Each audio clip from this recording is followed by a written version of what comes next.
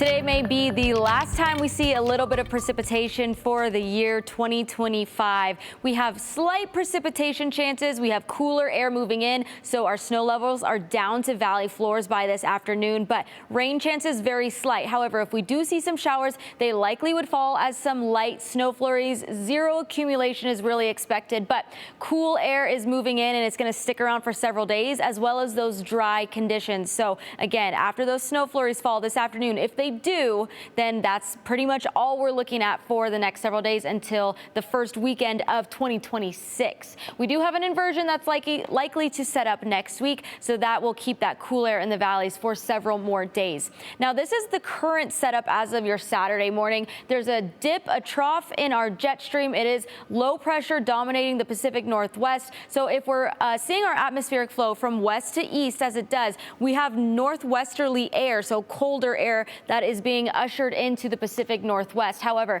this is going to continue to push further east even by later this evening. High pressure will start to build in as soon as tomorrow on Sunday. That will then dominate for several days into next week, potentially for New Year's Eve and maybe New Year's Day on Thursday as well. In the short-term period this morning, there's some light showers, snow showers happening in those higher elevations. Again, our snow levels are down to valley floors because we have colder air moving into the region. However, as you can see, those showers are very scattered. So if there's not any precipitation in the Treasure Valley or the Magic Valley, then we're not seeing snow flurries. There is a chance that we do see some, but they would be some very light, quick, fast-moving showers. Not expecting much or any accumulation for the valleys.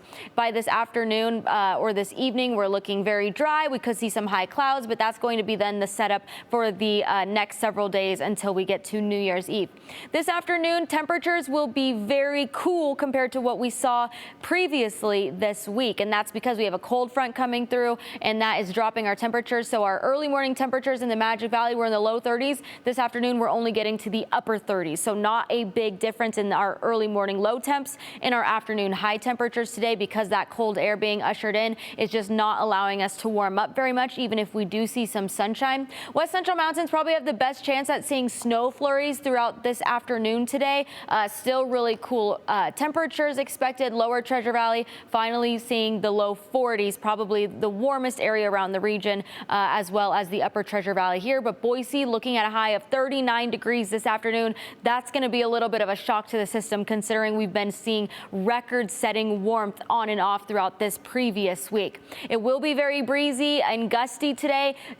Wind gusts could reach 30 miles per hour. Sustained winds could reach the same. So definitely nuisance level winds. Not time to leave anything out on the patios or front porches, because it will be windy, will be potentially a little bit damp. But by tomorrow, we dry out. It will be very cool to start the next week, as we're seeing temperatures in the low 20s to start the day. We'll see that cooler air stick around, slowly creeping up in temperatures slightly by the end of next week.